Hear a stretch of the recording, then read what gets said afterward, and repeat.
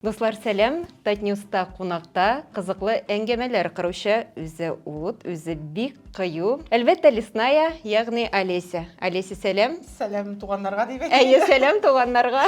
Сен қызықлы әңгемелер ұйыштырасың, шулай бит. Мұның башлангычы қаян келе? Мен 24 елда Раяз Фасыхов һәм Илназ Бах белән төшереп карадым интервью. Ул теге биштек кенә сораулар инде хәзерге кебек түгел әле. Шуннан соң әйтәм, әйдә эшләп карыйм әле дидем дә шулай китте бу. Кыска интервьюларны үзем эшләмим, чөнки минем кебек кисә алмый кеше. Ә инде сәхнә тапшыруларына килгәндә беренче инде әзерләнәсең, анда киемне аласың, визажистка барасың, чәчне ясатасың, нидер фотосессия оештырып алырга мөмкин, рилс ясыйсың, һәм инде менә тулы бер саллы репортаж, интервью эшлисең. Сиңа анда гел язалар кыска дип, шулай бит ачык дип әйтәләр. Әйе, бүген дә кыска.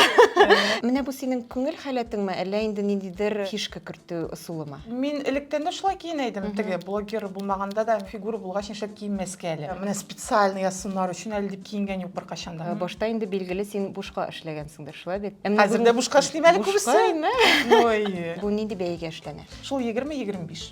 Күп түгел инде. Менә үзеңә иң ошаган интервью. Вадим Захаровлар белән кызык иде интервьюлар. Ну, Ринат Рахматуллинлар белән кызык чыга инде алар. Ачык гаилә. Бармы шундый шәхес, менә шуның белән интервью эшләсәм иде икән дигән. Менә Салават абый инде, минем эшлисем килә быел элек популяр булган артистлар белән. Менә хәзерге бит инде аларның популярлыгы кими бара.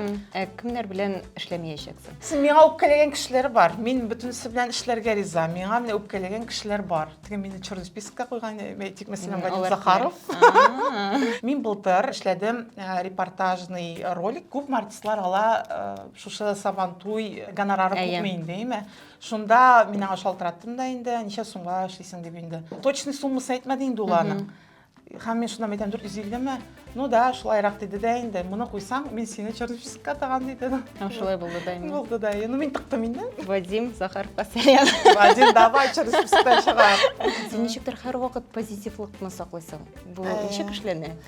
Ну, бу үзеннән үзедер дип уйлыйм инде. Мин по жизни шундай. Тагын бер интервью вакытында игътибар иттем. Әйтик, Венера Ахатовна, ничектер син килә башлагач, йөзләре үзгәреп китә, шулай бит ниндидер сакчыл караш барлыкка килә. Менә бу вакытта әйтик бер тапкыр бардың, син бу әйберне тыйдың. Ничек менә икенче тапкыр җөрьәт итеп барасың? Венера Ахатовна ул настроение. Мәсәлән, настроение сумаскан кин син кем дигән кин шулаймы? Икенче көннән син керәшемме ди? Бер көндә шулай килде ул миңа. Шуңа күрә мин аны беләм. Уже настроение кешесе икән. Мин просто барам, интервью бирәсем, юкмы?